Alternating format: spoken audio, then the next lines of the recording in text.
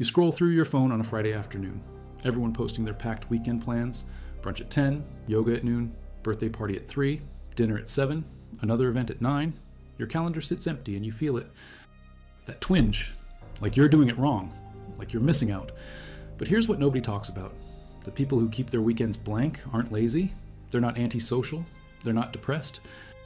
They're protecting something most of us don't even realize we're losing: their mental health. And the science behind why this works is about to change how you see rest forever. We live in a culture that worships busy. A 2018 Pew Research Center survey found that 60% of American adults felt too busy to enjoy life at least sometimes. For parents with kids under 18, that number jumped to 74%. Busy became the badge, the status symbol. If your calendar isn't packed, you're not important enough, not successful enough, not living enough. But what if the opposite is true? What if the emptiest calendars belong to the people who understand something the rest of us are just starting to figure out? If you value documented neuroscience and mental health research like this, subscribe. It's the best way to support our work. Also, comment from which city you're hearing this from. This script is researched and factual, using sources from the University of Michigan's Healthy Mind study, published in September 2025, showing college student depression dropping for 3 consecutive years. And Johns Hopkins Bloomberg School of Public Health Research, from spring 2025, revealing that nearly 1 in 10 American adults experienced a mental health crisis in the past year. These aren't generic health blogs. These are peer-reviewed studies from institutions tracking real populations over years. Now back to the information. Let's start with what happens in your brain when you actually rest. Not sleep, rest. The state where you're awake but not focused on any external task. For decades, scientists thought this was wasted time, dead air in the brain. They were catastrophically wrong. In the 1990s, researchers using positron emission tomography scans noticed something bizarre. When people stopped doing tasks and just sat there, certain brain regions didn't power down. They lit up, brighter than before. A network of areas including the dorsal medial prefrontal cortex, posterior cingulate cortex, precuneus, and angular gyrus became intensely active during rest. They called it the default mode network, the DMN, and it changed everything we thought we knew about the brain. Marcus Rachel coined the term default mode in 2001. Before that, neuroscientists dismissed this network as background noise, task-negative activity, something to subtract from the real data. But Rachel and his team at Washington University in St. Louis proved these regions were doing critical work. The default mode network handles self-referential thinking, social cognition, memory consolidation, mental time travel, planning for the future, processing the past, building your internal narrative, story you tell yourself about who you are. This network doesn't just activate during downtime. It defines how you make sense of your life. Without it, you lose the thread. Your experiences become disconnected events instead of a coherent story. You stop being you. Here's the part that matters for weekends. The default mode network needs actual empty time to function. A study published in April 2024 in the journal Brain analyzed high-resolution neural recordings across multiple default mode network regions during creative thinking tasks. They found that this network showed stronger increases in gamma band power coupled with lower theta band power compared to other brain networks. Translation: your brain during rest isn't idling, it's processing at a different frequency. One that requires you to not be doing external tasks. When you pack your weekend with back-to-back activities, you're starving the system. You're preventing the very neural process that consolidates your memories, helps you understand yourself, and allows you to plan effectively for the future. The neuroscience gets more specific. Research from the National Institute of Neurological Disorders and Stroke, published in June 2024 in Nature, examined sleep deprivation effects on memory consolidation. They found that during natural sleep, the hippocampus creates memory replays, sharp wave ripples that help store and consolidate experiences. But here's the key finding. Sleep deprivation reduced both the number and duration of these replays. Even recovery sleep after deprivation couldn't fully restore them to natural sleep levels. The box plots showed fewer replays and shorter durations during sleep deprivation and recovery periods. The brain needs consistent quality rest to process experiences properly. And while this study focused on sleep, parallel research shows the default mode network performs similar consolidation work during wakeful rest. When you skip both, you're double hitting your brain's ability to make sense of what happened to you. Now let's talk about what overscheduling actually does to you. Cleveland Clinic research from 2018 found that kids whose time is overly organized don't eat well, sleep well, or make friends properly. Dr. Deb Lonzer Board-certified pediatrician and chair of community pediatrics at Cleveland Clinic Children's Hospital stated this directly. Mental Health America polled youth ages 11 to 17. 61% said juggling priorities like school, sports, jobs, and clubs caused them stress. Another poll showed 78% of children between 9 and 13 wished they had more free time. But here's where it gets darker. A report from the University of Alabama at Birmingham found that overbooked families spend little time together, are usually worn out and stressed, and tend to argue more. Overscheduling doesn't just affect kids, it destroys family units. Dr. Josh Klapow, clinical psychologist at UAB, confirmed that busy schedules have become part of our culture, but overscheduling simply isn't good for children or parents. The burnout research is overwhelming. A review published in 1996 in the Annual Review of Psychology defined burnout as a unique type of stress syndrome characterized by emotional exhaustion, depersonalization, and diminished personal accomplishment. That was nearly 30 years ago. The problem has only accelerated. A study from Oregon State University published in February 2022 examined 503 participants during the COVID pandemic. They measured stress, depressive symptoms, general health, and how people engaged with their favorite leisure activities. The results were clear. People who maintained or increased engagement in their preferred leisure activity despite high stress did not report more depressive symptoms. The protective buffer worked. But failing to maintain leisure engagement while under stress significantly increased depression risk. Dr. Shangyu Shen, lead author and assistant professor at Oregon State's College of Forestry, stated that despite all disruptions to daily life, physical distancing, movement restrictions, and closures of leisure facilities, people continued to use leisure to cope with stress and navigate life during COVID. Here's the twist. More leisure time isn't always better. Research from the University of Pennsylvania's Wharton School, published in September 2021 in the Journal of Personality and Social Psychology, analyzed data from 21,736 Americans. They found an upside-down U-shaped relationship between free time and happiness. As free time increased from 0, well-being rose, but it leveled off around 2 hours of daily free time. Then it started declining around 5 hours. By 7 hours of daily free time, people felt worse than those with moderate amounts. Lead author Marissa Sharif, assistant professor of marketing at Wharton, Chesty, explained that too little free time creates stress because there's not enough time to do what you want, but too much free time also reduces well-being. The sweet spot sits around 3.5 hours per day. This isn't about being completely idle. It's about having discretionary time that's genuinely yours to use as you choose. Not scheduled, not structured, not committed to anyone else, just available. The leisure activities research adds another layer. A study in BMC Public Health published in June 2022 analyzed 5,639 participants from the 1970 British cohort study. They tracked people at age 42 and age 46. 8 domains from the SF, 36 health survey measured physical and mental functioning. The researchers examined physical activity, culture engagement, arts participation, volunteering and literature activities. Higher engagement frequency in leisure activities was significantly associated with better health across multiple domains. But here's what matters.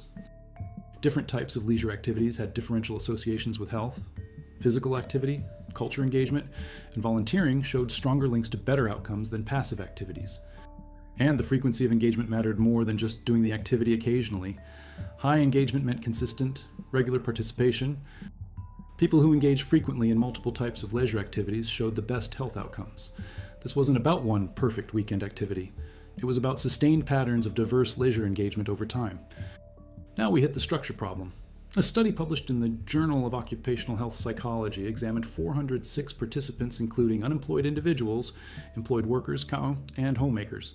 They assessed depressive symptoms, leisure activities broken into exercise, self-focused activities, and social activities, and time structure. Time structure means how effectively you perceive you spend your time.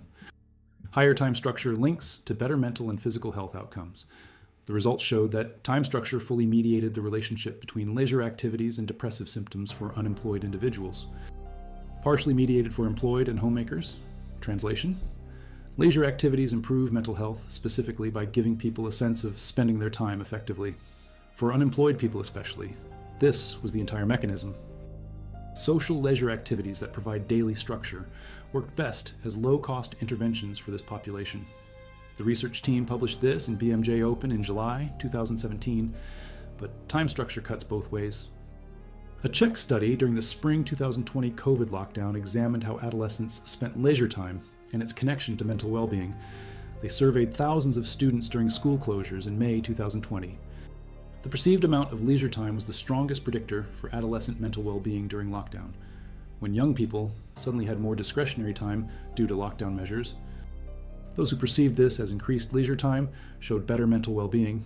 The protective factor wasn't just having time, it was perceiving it as leisure, as yours. Unstructured time during adolescence correlated with feelings of boredom and a motivation when it felt imposed or meaningless. But when perceived as genuine free time to use as desired, it became protective. The difference sat entirely in the framing and autonomy. Let's talk about the weekend specifically. South Korean research published in March 2020 in the International Journal of Environmental Research and Public Health studied 294 employees from 15 manufacturing companies. These workers frequently experienced overtime and night work, higher stress than most developed country workers. The researchers examined employees, weekend activities, job stress, and psychological well-being. They also measured recovery experiences during off-work time. Recovery experiences are those that restore fatigued mental and physical states to baseline and replenish depleted resources to optimal levels. The findings showed that weekend activities positively affected psychological well-being by reducing job stress, but the effect varied dramatically based on recovery experiences. Higher levels of recovery experiences meant greater effects of weekend activities on well-being through reduced stress. Workers who felt genuine recovery from their weekend activities showed significantly better outcomes. Workers who spent weekends busy but didn't experience actual recovery saw minimal benefit. The activity itself mattered less than whether it genuinely restored them. The Japanese research connects this to something deeper. A study published in October 2022 in Health Psychology Open examined 300 Japanese participants in 2 online surveys, one in January 2020 before COVID, one in February 2021 after the outbreak. Participants selected leisure activities they engaged in from 100 choices. They reported resilience levels and depressive symptoms. The total number of leisure activities people engaged in significantly reduced during the pandemic, but resilience levels and depressive symptoms didn't change proportionally. The relationship between leisure activities, resilience, and mental health was complex. Engaging in leisure activities promoted mental health by building resilience. Resilience increased mental resources for stress coping. But during COVID, people who maintained diverse leisure engagement despite restrictions maintained resilience better than those who let all activities drop. The protective factor was maintaining engagement patterns, even when activities themselves changed form. Here's where neurodivergent individuals enter the picture. Research published in July 2025 by the Resilience Clinic in London, Edinburgh, and Riyadh examined boredom and unstructured time for neurodivergent people. For individuals with conditions like ADHD or autism, unstructured time can be especially important. Managing busy, structured day-to-day lives requires extra cognitive load for neurodivergent brains. Having time each day that's truly free of demands, even subtle ones, can be deeply regulating. Without pressure to perform or meet expectations, they find more space to follow their own rhythms, tune in to what they need, and engage with the world in ways that feel natural and safe. This demand-free time isn't lazy or unproductive, it's vital decompression. The research also noted that reframing beliefs about boredom impacts how it's experienced. A study by Tam and colleagues in 2022 explored the effect of boredom beliefs on the boredom-mental well-being link in young people. Those who held more positive beliefs about boredom experienced better outcomes during unstructured time. The COVID research revealed patterns most of us missed. When the world shut down in spring 2020, suddenly everyone had empty calendars, no sports, no concerts, no restaurants, no travel, no weekend plans. Some people thrived, others collapsed. Research from spring 2025 by Johns Hopkins Bloomberg School of Public Health surveyed over 1,900 American adults about mental health crises in the past year. 9.3% experienced a mental health crisis. Young adults 18 to 29 reported the highest rate at 15.1%, but people over 60 reported only 2.6%. Black adults reported 11.8%, Hispanic adults 10.5%, white adults 7.4%, people with depression or PTSD reported 22.4% crisis rates. Those experiencing housing instability reported 37.9%. The pattern was clear. Mental health crises correlated most strongly with lack of stability and resources, not with emptiness of schedule. In fact, When COVID forced everyone into empty schedules, those who already had fewer resources suffered most. Those with stable housing, steady income, and existing support systems adapted better to unstructured time. But here's the part nobody expected. College student mental health improved during the recovery. The Healthy Minds study released findings in September 2025 based on over 84,000 students across 135 colleges and universities. For 3 consecutive years, students reported lower rates of depressive symptoms, anxiety symptoms, and suicidal thoughts. Severe depression symptoms dropped from 23% in 2022 to 18% in 2025. Suicidal ideation fell from 15% in 2022 to 11% in 2025. Loneliness decreased from 58% to 52%. Dr. Justin Heinze, associate professor at University of Michigan School of Public Health and co-principal investigator, stated these sustained reductions indicate this isn't a blip, whether it's distance from the pandemic, better institutional support, or something else driving the change. This is a promising counter-narrative to constant headlines about young people's mental health struggles. What changed? One possibility is that young people learned during forced isolation which activities actually restored them versus which they did just because everyone else was doing them. Let's examine what people actually do when given empty time. The research on leisure and mental health has identified 600 distinct mechanisms by which leisure activities affect well-being. A comprehensive review published in October 2020 in Health Psychology Review created the multi-level leisure mechanisms framework. This framework maps psychological, biological, social, and behavioral processes operating at individual, group, and societal levels. The mechanisms include things like stress buffering through positive affect, social capital building through community connections, identity reinforcement through meaningful activities, physical health improvements through movement, cognitive stimulation through novel experiences, and autonomy satisfaction through self-directed choice. But here's the critical point. These mechanisms only activate when the activity is genuinely chosen, genuinely enjoyable, and genuinely restorative. Obligatory leisure, like networking events you attend because you should, family gatherings you dread, or hobbies you maintain to impress others, provides minimal benefit. The research shows that perceived enjoyment and intrinsic motivation are necessary preconditions for leisure to improve well-being. The Pittsburgh Enjoyable Activities Test measured this directly. Research published in May 2010 in Psychosomatic Medicine studied 1,399 participants across 4 different studies. 74% were female. Ages ranged from 19 to 89 years. Participants completed measures assessing participation in 10 different types of leisure activities, plus measures of positive and negative psychosocial states. They also measured resting blood pressure, cortisol over 2 days, body mass index, waist circumference, and perceived physical functioning. Higher enjoyment scores on leisure activities were associated with lower blood pressure, lower total cortisol, smaller waist circumference, lower body mass index, and better perceived physical function. The biological effects were measurable. Enjoyable leisure reduced stress hormones and improved metabolic markers. But only enjoyable leisure. Activities people did without genuine enjoyment showed minimal effects on these biomarkers. Now let's talk about what's actually happening to mental health in 2025. The Mental State of the World report, published in July 2025 by Sapien Labs, combined data from 2023 and 2024, including 1 million participants across 82 countries. The findings were stark.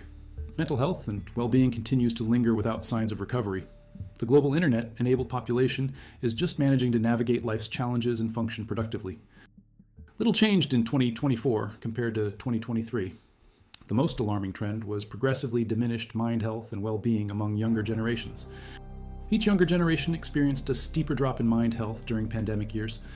The data shows that while older adults are doing well, a near majority of younger adults are experiencing functionally debilitating struggles or distress. This isn't just about diminished happiness.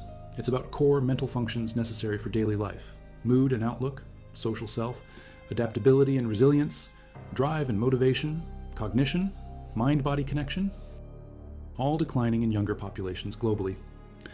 But some places buck the trend. The same report showed significant geographic variation.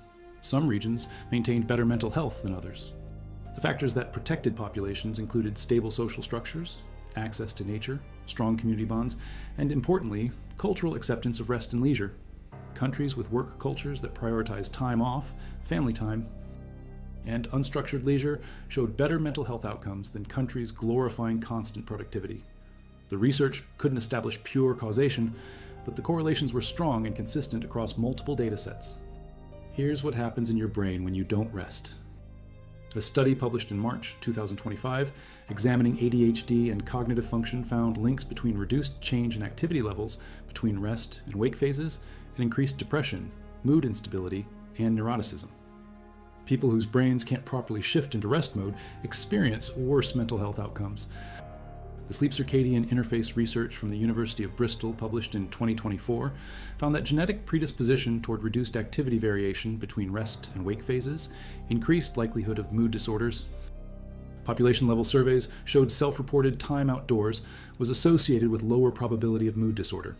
The mechanism appears to be that exposure to natural light and outdoor environments helps regulate circadian rhythms, which in turn support proper rest-wake cycling. When you pack every weekend with indoor activities and never give your brain true downtime in natural environments, you're dysregulating these fundamental biological rhythms. The burnout pathway follows a predictable sequence. Research published in March 2024 by WebMD outlined 12 phases of burnout. First phase: urgent need to prove yourself. You want to do well to the point of perfectionism. Second phase: working harder. You feel the need to do everything yourself immediately. Third phase: neglecting your needs. You think the stress is normal. You neglect social life and look down on others who pursue one. Fourth phase: small mistakes begin. Fifth phase: interpersonal conflicts. Sixth phase: sleep problems and physical complaints. Seventh phase: revision of values.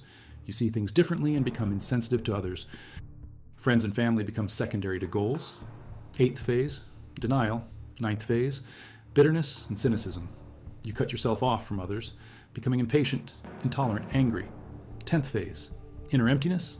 11th phase: depression. 12th phase: physical and mental collapse.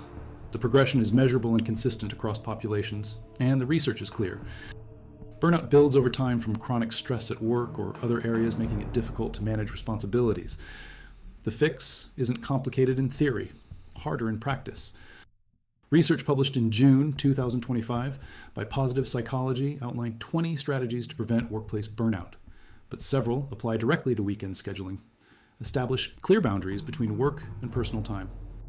Schedule at least 5 minutes between each activity for preparation and reflection. Stop answering emails late evening or over weekends. Gain sense of control over environment and increase autonomy. Invest time and energy in strengthening community bonds. Take micro breaks throughout the day.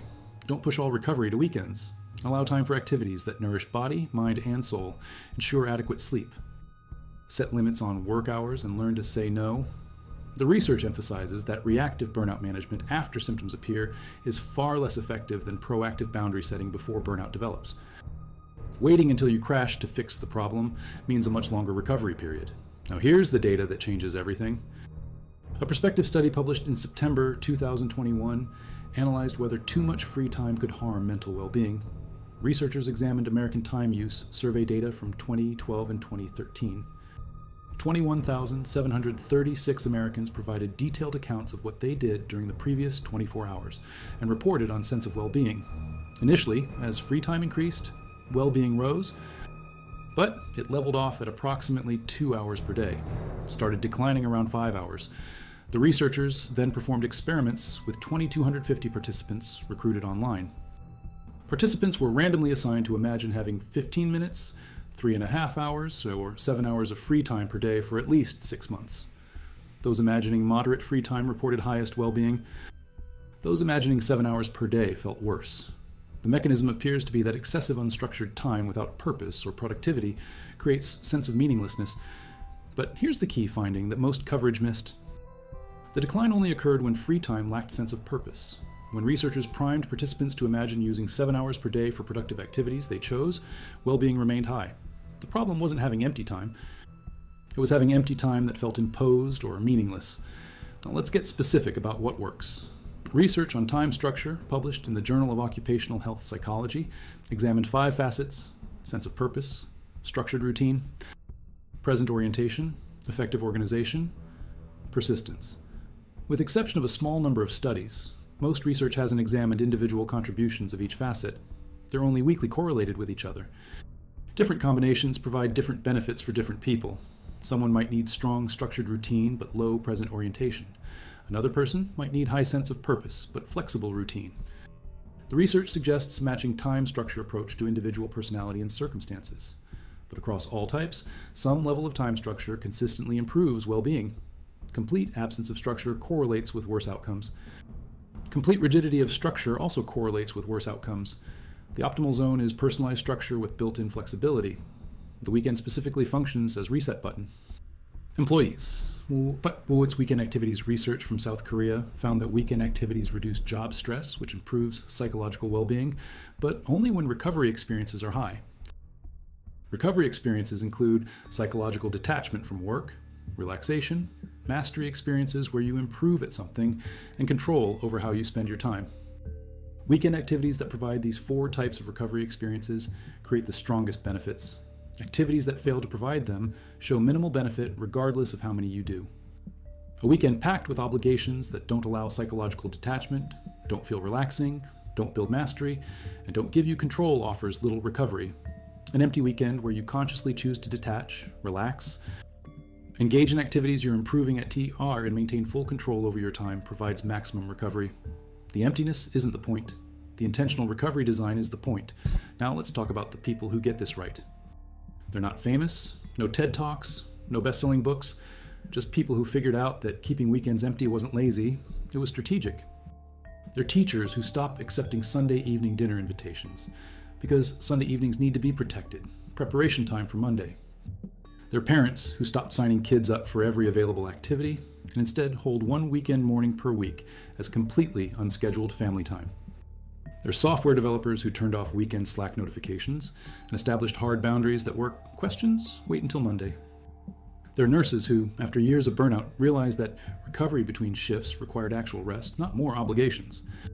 They're graduate students who discovered productivity improved when weekends included genuine downtime instead of grinding straight through.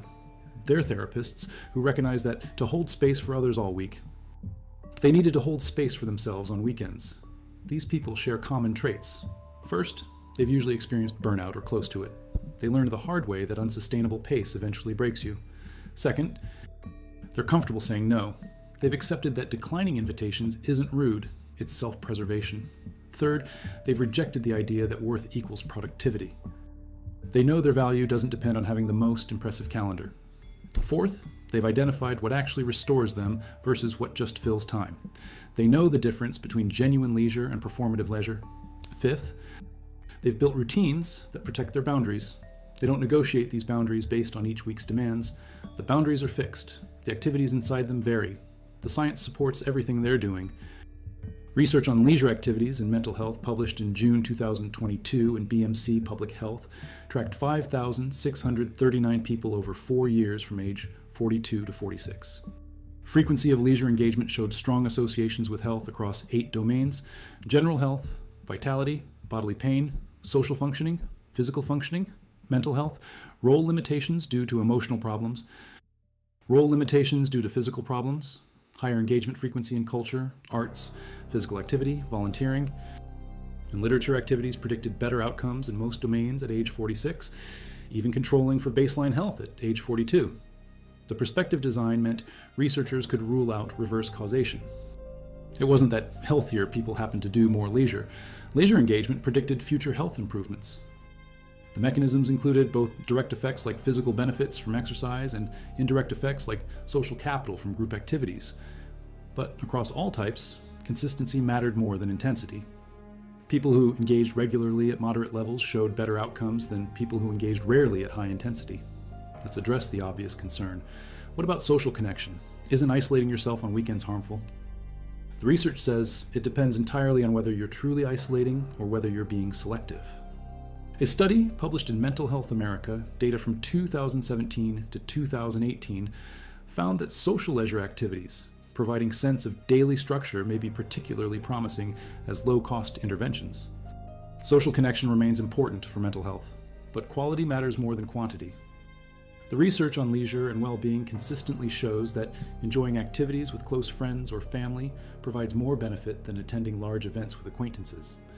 One dinner with 3 close friends creates more well-being boost than attending a party with 30 casual connections. The people keeping weekends empty aren't avoiding all social contact. They're being selective about social engagements that genuinely restore them versus drain them. They're saying no to obligatory social events that feel like work. They're saying yes to chosen social time with people they actually want to see. The default mode network research makes this even clearer.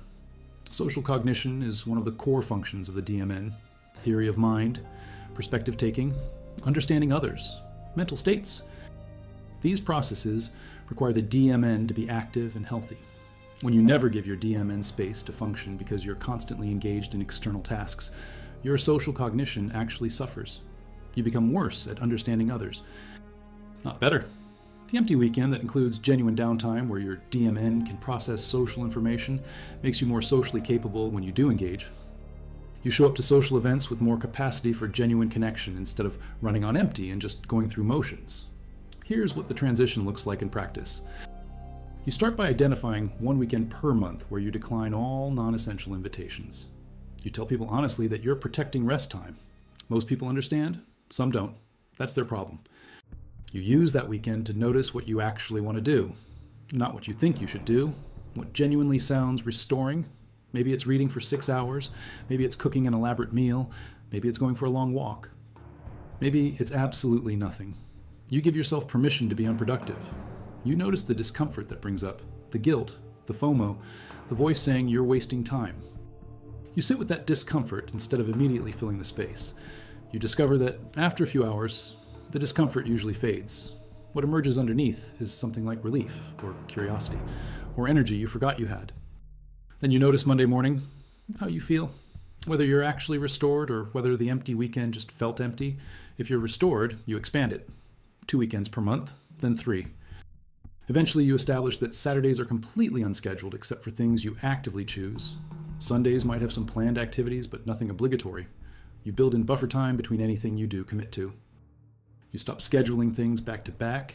You leave space for the plan to change. You leave space to bail if you're not feeling it.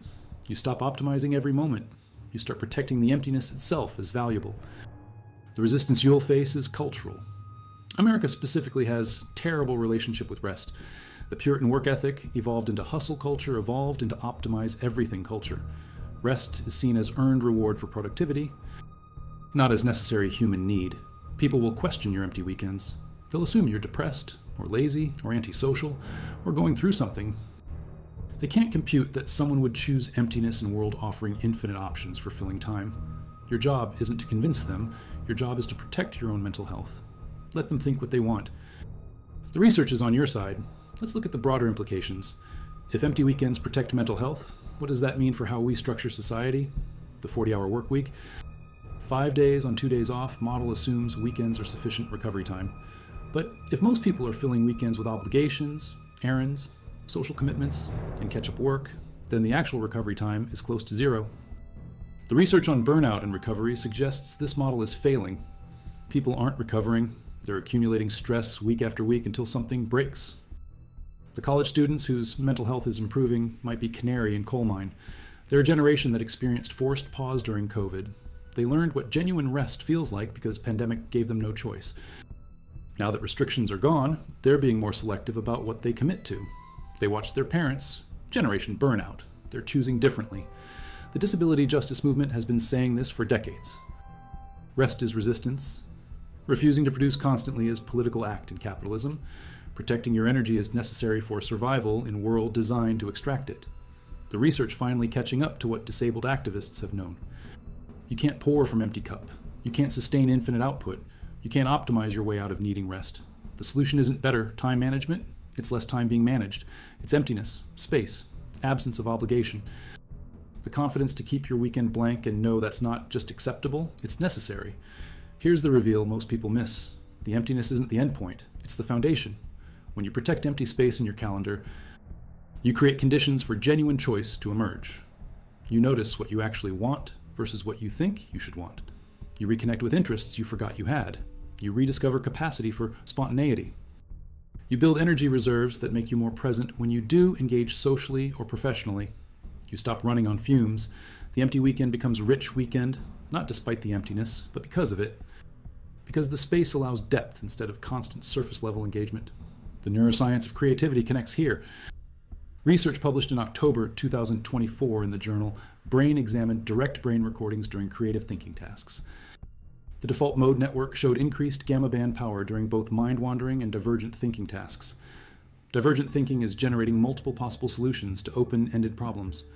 It's core component of creativity.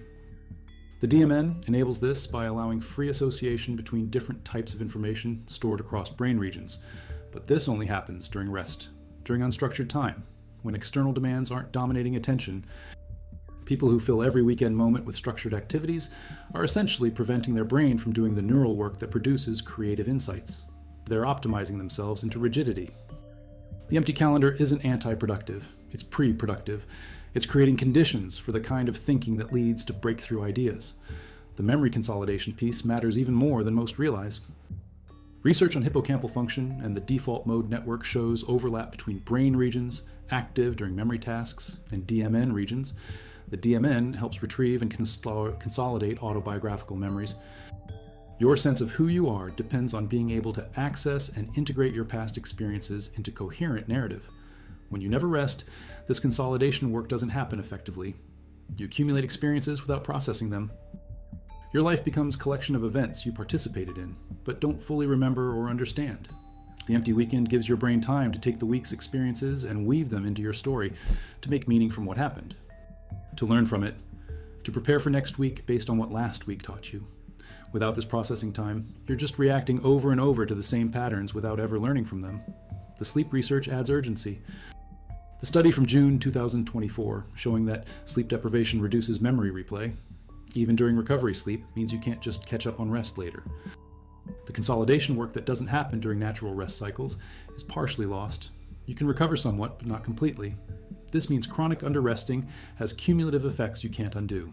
The longer you go without genuine rest, the more permanent the deficit becomes. Your ability to form coherent memories degrades. Your sense of self fragments.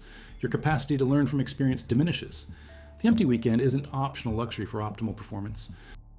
It's basic maintenance for normal cognitive function. Without it, you're slowly eroding the neural infrastructure that makes you you. Now let's get practical about implementation. The research on time structure and leisure shows different approaches work for different people, but some principles are universal. First principle, protect at least 3.5 hours of discretionary time on each weekend day. That's the minimum threshold where benefits appear. Ideally, 5 to 6 hours per day. Second principle, use that time for activities you find genuinely enjoyable and restorative, not activities that sound good on paper. Activities that actually restore you. Third principle, include diverse leisure types, physical activity for embodiment, creative activity for expression, social activity for connection, solitary activity for reflection. Don't rely on just one type. Fourth principle, build routine around the emptiness, not activities. Schedule the empty time. Protect it like you'd protect important meeting. Don't let other commitments encroach. Fifth principle, notice and track how you feel Monday morning. That's your biofeedback mechanism. If you're restored, you're doing it right. If you're still exhausted, adjust until you find what works. The resistance will come from within as much as without. You'll feel guilty keeping weekend empty when others are busy. You'll question whether you're being antisocial. You'll worry you're missing opportunities. You'll feel pressure to be productive. These thoughts are cultural programming. Not truth. Oh, the research shows empty weekends improve mental health. Trust the science over the societal pressure. Give yourself at least 3 months of protecting empty weekend time before judging whether it works. Most people report it takes 6 to 8 weeks before the benefits become clear. And the first few weeks feel uncomfortable. You're relearning how to rest. You're unlearning the compulsion to fill every moment. That takes time. Stay with it.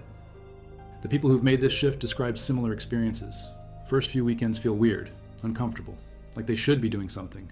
Then around week 4 or 5, something shifts. They notice they're sleeping better, feeling calmer, having more energy during the work week, being more present in conversations, having actual ideas again instead of just responding to demands. By week 8 or 9, the empty weekends feel non-negotiable. They've experienced the difference. They can't go back to constant scheduling without immediately noticing the toll. They become protective of their empty space because they know what it does for them. They stop explaining it to people who don't get it. They just keep doing it. The social relationships often improve paradoxically. When you're more selective about social time, the time you do spend with people is higher quality. You show up with more presence, more energy, more genuine interest. People notice the difference. Your friendships deepen even though you see people less frequently. The obligatory social events you stopped attending weren't adding value anyway. Nobody actually misses your half-present attendance at gatherings you didn't want to attend. The people who matter understand why you're protecting rest time. The people who don't understand aren't worth explaining it to. Here's the deeper pattern the research reveals. The people keeping weekends empty aren't avoiding life. They're engaging with it more intentionally. They're rejecting default cultural programming that equates busyness with importance. They're recognizing that mental health requires maintenance, not occasional intervention after crisis. They're choosing sustainable pace over sprint until collapse. They're prioritizing long-term flourishing over short-term appearances. They're serious about their mental health in a way most people aren't yet. But the research suggests more people are figuring this out. The college students whose mental health is improving, the workers pushing back against always-on culture, the parents refusing to overschedule their kids. The movement is growing even if it's not named or organized. People are learning that empty space isn't wasted space. It's necessary space. The final piece is about what you discover in the emptiness, not what you do, what emerges. When you consistently protect unstructured time, you start noticing things you were too busy to see. The way light changes through your window, the texture of your own thoughts, what you actually enjoy versus what you thought you should enjoy. What restores you versus what depletes you. The people you want more time with versus people you were seeing from obligation. The projects that excite you versus ones you were doing because they seemed important. Your actual values versus values you absorbed without questioning. The emptiness creates space for self-knowledge that constant busyness prevents. You can't discover who you are when you're always performing who you think you should be. This is why empty weekends protect mental health. Not just because they reduce stress, though they do. Not just because they allow rest, though they do. But because they create conditions for the kind of self-awareness that prevents mental health problems from developing in first place. When you know what you need, you can provide it. When you know what depletes you, you can avoid it. When you know what restores you, you can prioritize it. The self-knowledge that emerges from regular unstructured time is a protective factor against depression, anxiety, burnout, and breakdown. It's not guarantee. Mental health is complex with many factors, but it's a significant buffer, one within your control, one that costs nothing but the courage to keep your calendar empty. So here's where we land. The people keeping weekends empty aren't lazy, aren't antisocial, aren't missing out. They're protecting something most people don't realize they're losing until it's gone. Their mental health, their cognitive function, their creativity, their sense of self, their capacity for genuine connection, their ability to learn from experience, their energy for the life they actually want to live. They've learned what research is finally proving. Empty space isn't wasted space. Rest isn't earned reward. Busyness isn't virtue. The empty weekend is resistance to culture that would extract every ounce of your energy and discard you when you burn out. It's recognition that you're human, not machine. It's commitment to sustainable pace over glorified exhaustion. It's serious about mental health in a world that mostly isn't. The data doesn't lie. Empty time activates your default mode network, protects memory consolidation, enables creative thinking, reduces depression and anxiety, prevents burnout, improves physical health markers, deepens social relationships, increases life satisfaction. But only when it's genuinely empty, genuinely chosen, genuinely protected, not filled with disguised productivity, not guilty about the emptiness, not performative rest that's really just different kind of work, actual emptiness, space for nothing in particular, room for whatever emerges. Trust that your brain knows what to do when you finally stop telling it what to do. The weekend sits empty in your calendar. Nothing planned, nothing scheduled, nothing required. Most people see lack. You see foundation. They see wasted time. You see protected space. They see missing out. You see opting in to what actually matters. They're exhausted by Sunday night, dreading Monday. You're restored and ready. The difference isn't what you did. It's what you didn't do. All those obligations you declined, all that pressure you resisted, all those expectations you stopped meeting. The emptiness you protected became fullness they can't access because they're too busy chasing it to recognize it. Only emerges when you stop. This is the secret the research confirms. The people serious about mental health aren't the ones with the most impressive calendars. They're the ones with the emptiest. They're not doing nothing. They're doing the hardest thing in our culture. Choosing rest over productivity. Choosing themselves over others, expectations. Choosing sustainable pace over spectacular burnout. Choosing life that works over life that looks good. The empty weekend is an endpoint. It's beginning. Of reconnecting with yourself. Of building life that doesn't require recovery from. Of mental health that's proactively protected, not reactively managed after crisis. The emptiness is everything, and the people who know this aren't talking about it on social media. They're too busy resting